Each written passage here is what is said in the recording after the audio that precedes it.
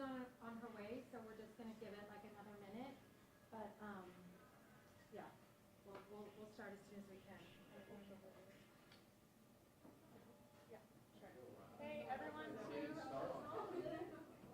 hey, so just to kind of go over what it's going to look like. So Karl is going to give a presentation, a verbal presentation on priority dispatch and 911 call protocols. From there, we will move on to the second segment, which will be a CAD demonstration over there in the corner. And then following that, we will move on to questions. We'll take one question per reporter and one follow-up question. And then that will conclude our press conference. And no off topic, please. No off topic, yes. So it's just the one speaker tonight? Just the one speaker. Yeah, that'll be Karl.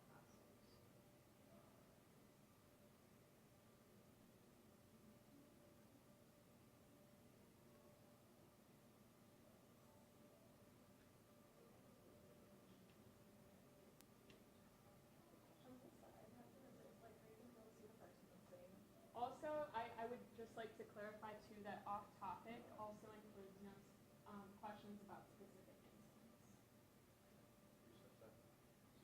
Yes, absolutely.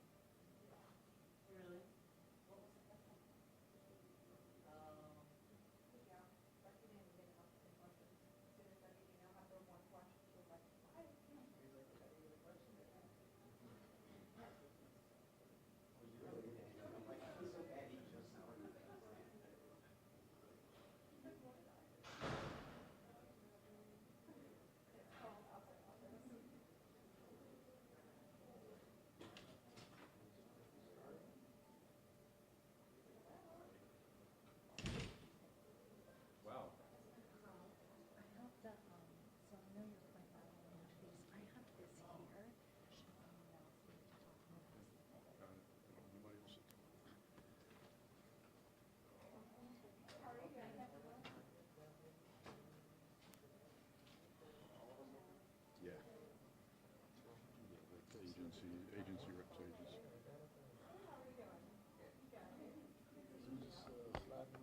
Certainly. This will be, oh, okay. Volume check, audio check, 1, 2, 3, 4, 5. Everybody who's got mics up here able to hear me okay? No dissent?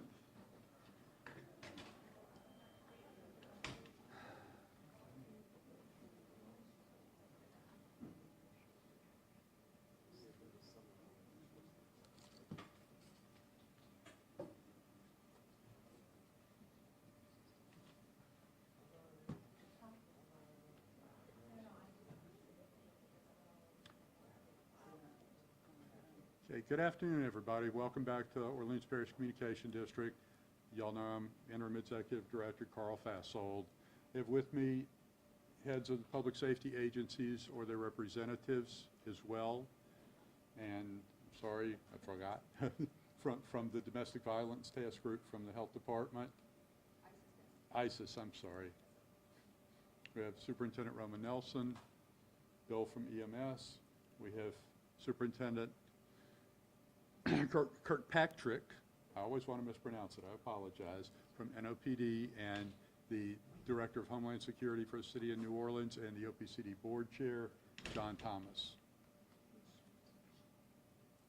And Tanisha, Ms. Tanisha Williams, the Criminal Justice Coordinator for the city as well, has joined us. OPCD, and the reason for this demonstration and press conference is to talk about the protocols that OPCD uses for call taking. We use protocols that have been developed by the International Academies of Emergency Dispatch, or IAED.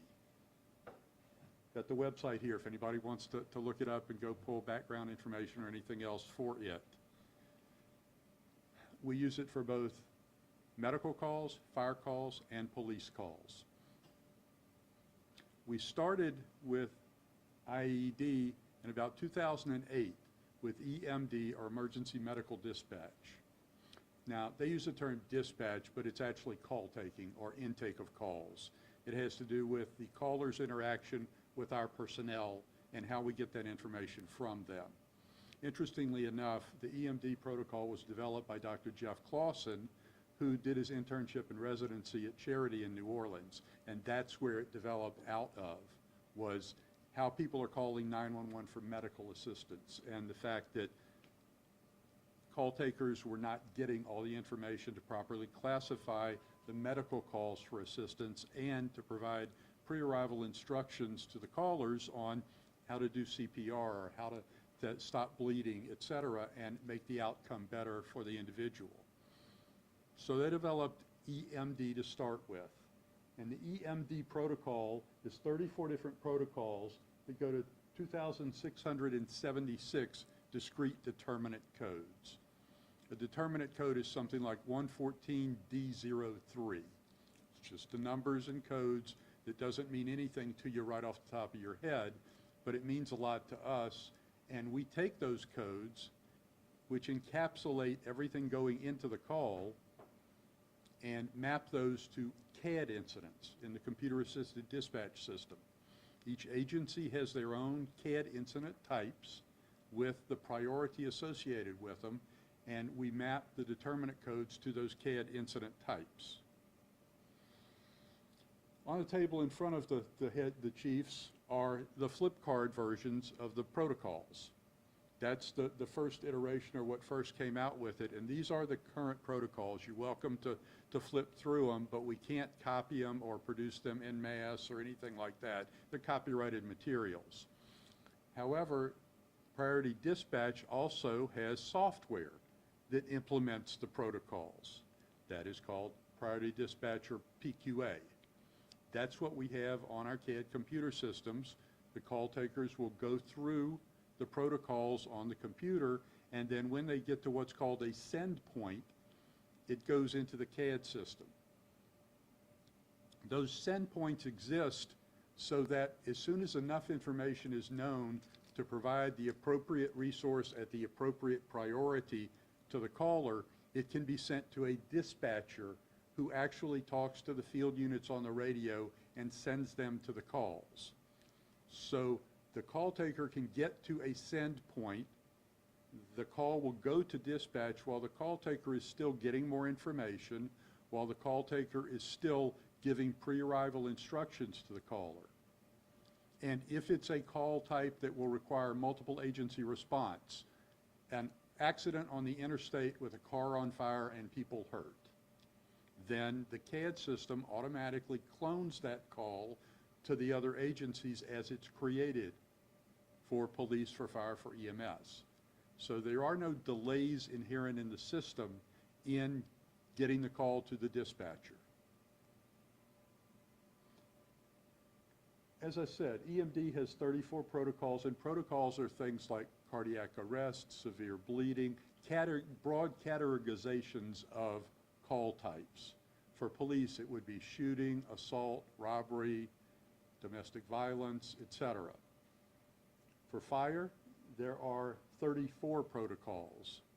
It's not just burning buildings. It's chemical spills, it's medical incidents that they're providing assist on, etc. EPD, or Emergency Police Dispatch, has 37 protocols, going to a total of 1,509 discrete determinant codes. So you can see that in going through the protocols, it encapsulates a lot of information on what's happening, how it's happened. Is it occurring now? Did it just occur? Did it occur a half an hour ago? Because all of those things need to be taken into account in the science of dispatch. We can't let emotion rule how we respond, what we send, who we send. We have to let what we've seen, the science, do it.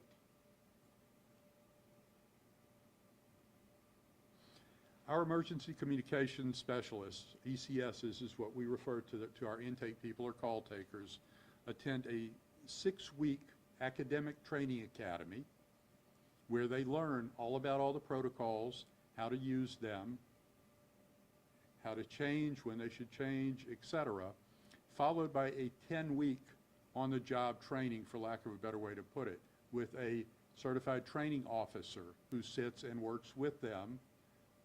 To start with, the CTO takes the call, they work towards the trainee taking the call, and eventually the CTO is simply observing and validating that the trainee is indeed ready to operate independently. If that sounds very familiar, it's extremely close to how police officers are trained, how paramedics are trained by New Orleans EMS. We all have the equivalent of a field training program. We recognize that what's learned academically in the academy needs to be taught how to apply on the street, in the chair, etc.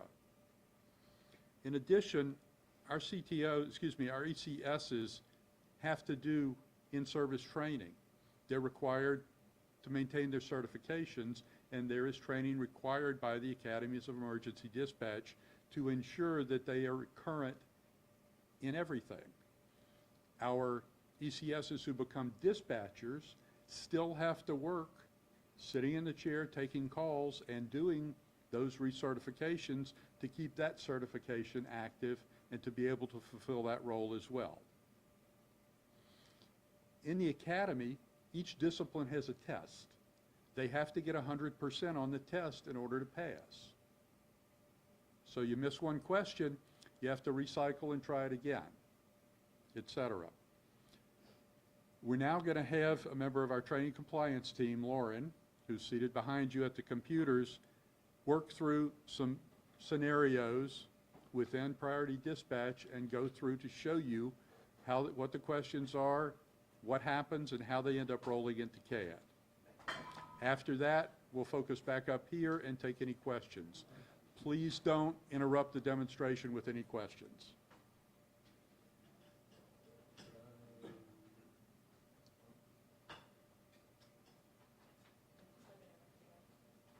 Y'all let Lauren know when you're ready for her to go.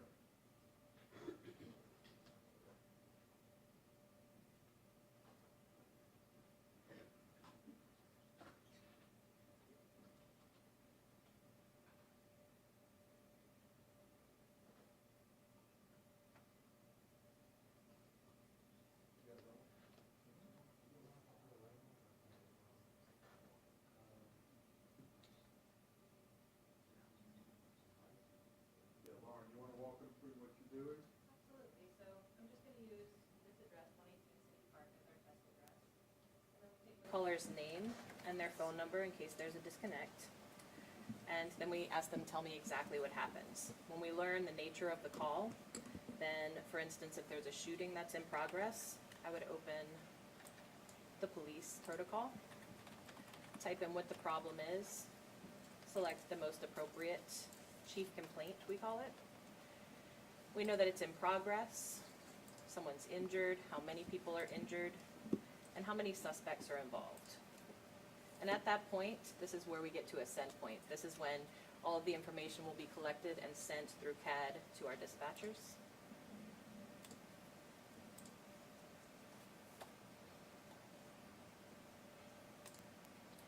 And so we know that on a shooting, we're going to want to send fire and EMS. So simultaneously, as police are getting the information, fire and EMS are also getting that call dispatched. The point to bring out is that with the MDT system and the MDTs that are in fire trucks, police cars, and EMS units, when the unit is dispatched, they have full view of everything that she's looking at. So all of the information entered in the incident is available. So this is the information we have so far. That was enough to know the appropriate responses to send. And now the questions continue, even though responders are already on the way. Where is the suspect now? We can choose that the suspect left the scene. How did they leave? What direction were they going? Then we get the suspect's description, all important information, but like I said, CAD is updating every few seconds, including the information that we're gathering from the caller. We get a weapons description. Where are the weapons now? Is the caller at the location where the crime happened? We get the victim's description. Where is the victim? And those are all of the key questions. So even though it might take some time to gather all of that information, we sent the information we did have initially to the dispatchers to get the appropriate responders out after just 2 questions in that case. And then we have some information, some advice we want to give to them. If the suspect is nearby, stay out of sight, lock your doors and windows. After we read all of the appropriate post-dispatch instructions, we disconnect the call. And then all 3 agencies have all of this in CAD. So some of our calls need to get there very urgently. So I'll do another example of a medical call. If there is a cardiac arrest,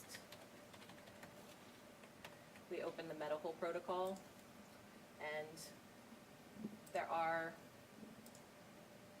several chief complaints that get dispatched before any questions are asked at all. So we see that as soon as we choose that someone is not breathing, that gets sent right away before any questions are even asked. And then we'll go into, if there's a defibrillator available, send someone to get it. We see that fire and police are also sent in the case of cardiac arrest. And then we go right into our pre-arrival instructions. We're going to explain to them step by step exactly how to perform chest compressions.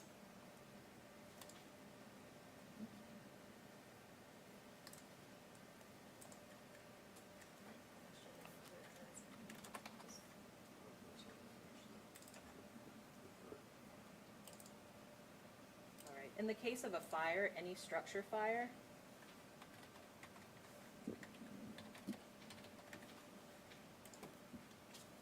it's the same case. We call these our echo calls. They're the most urgent. And so we don't even have to type in that a building is on fire. It's pre-selected, gets dispatched right away. We just tell it what kind of building, if it's a residence, if it's a high-rise, and then that's our send point. Everything gets sent over to the fire dispatchers right away. And then we also immediately offer these instructions, make sure that they're out of the building, things like that. And then we go back to key questioning so that we can gather more safety information for our responders. Okay. So you've seen how fast that went. Of course, we weren't trying to ask anybody the questions. The determining factor is getting the answers to the questions. And and the speed with which we can get the caller to give us, but I think you all saw just how fast we get it to the dispatcher in any of these cases. We've been using the rest of the protocols, the fire and police, since 2016. And while there have been incremental changes in them, the basics of how they work, what they do, is pretty much what you just saw. So if everybody has everything that they want to get video-wise and all from there, we can switch back around this way.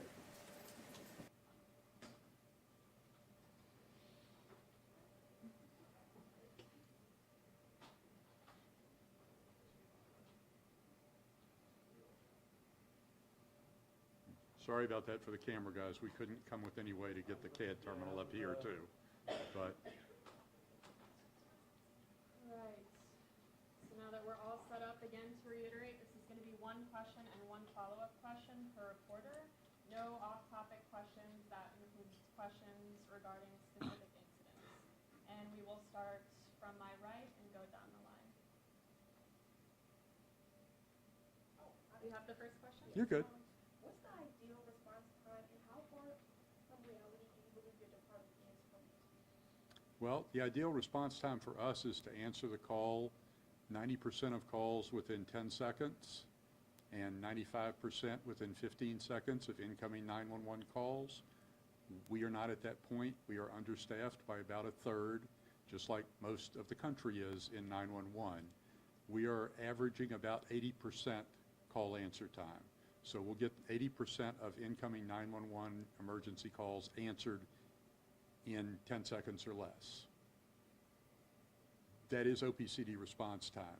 As far as field response goes, that depends on availability of units, type of incident, et cetera. You know, EMS has a response time for critical incidents where major bleeding, cardiac arrest, et cetera, but you'll have to speak to their PIOs about getting that type of information. Can you speak to domestic calls?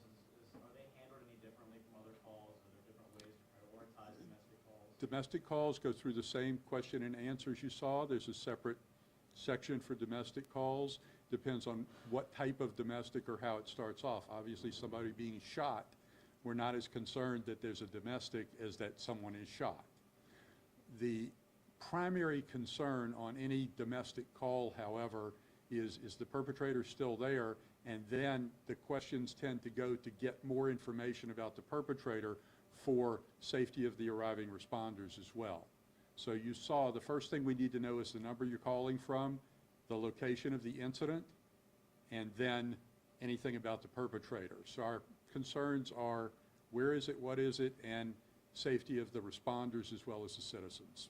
There's a lot of leadership, public leadership here from the city. Is the reason you can't speak on specific incidents because of the PID investigation? Anything that has an open investigation, we can't discuss. We've already released anything that we could about that before the investigation was started, and now we're all in a freeze until that investigation is complete. Thank you. Next question? So the NOPD and consent decree monitors released today a report about the systematic deprioritization of code 2 emergency calls, specifically in the area of sexual violence and domestic incidents, and suggested certain steps that OPCD could take, including creating a new code and reviewing protocols. I wondered if you cared to comment on the findings of that report and whether you could say if OPCD will adopt these recommendations. I have not read the report yet. It just came out earlier today, and I was getting ready for this press conference. We are happy to discuss with anybody and with our public safety partners on implementing any changes that will make things better for the public. Thank you. Next question? It's my understanding that as far as the protocol goes, for domestic issues up until September 2021, I believe there were maybe 10 different ways a domestic call could be categorized, for lack of a better term, and that has changed to 2, domestic violence or domestic disturbance. Do you think that current system is working, or do you think there should be changes? It was changed in September of 2022 to what was called plain speech incident types. That has been and is being evaluated or reevaluated now, and I'm not in a position that I can discuss that any further at this point. But we are aware of the concerns and the issues that were raised both by the consent decree monitors, the Mayor's Domestic Violence Task Force, you guys and city council members about the unanticipated results of that change. And as I said, we're willing to change whatever we need to make it right. And you may not be able to answer this, but I guess as a follow-up to that, are you concerned that people will be harmed by the current system? I think we're concerned that the current incident types aren't allowing for appropriate response. And that's what we're working with NOPD to fix. Thank you. Next. Karl, you mentioned that this system is based off science and not emotion, but say we have these domestic violence calls that come in and your callers are trained and they hear that distress in that person's voice on the other end of the line. Is that system then effective if it's based off science and not human emotion? Sure it is. The comments still go into the call, as they do on any call, as to what the caller is telling people and anything that our people observe, hear, etc. The science is into determining what it is, who needs to go, what the response needs to be, but the people are still involved. So I hope that answers your question. Thank you. Next question. After a call is broadcasted out, so say there's no officers that are able to make it to this specific call, then is dispatch then reaching out to supervisors when it comes to NOPD, or how does that work? Correct. The current protocol is if there are units available to respond to a call for whatever discipline it is, they're dispatched. If there are no units available, then the supervisor within that agency is contacted and advised of the holding call. And then they do what they need to do.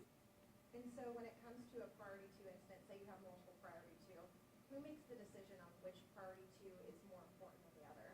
So with the change to the plain speech incident types, we also lost a differentiation of within the Code 2 status, what was a higher priority or a lower priority. We are also looking at that within OPD to try to reestablish that hierarchy, because obviously people walking down the street pulling on door handles is not as important as a shooting.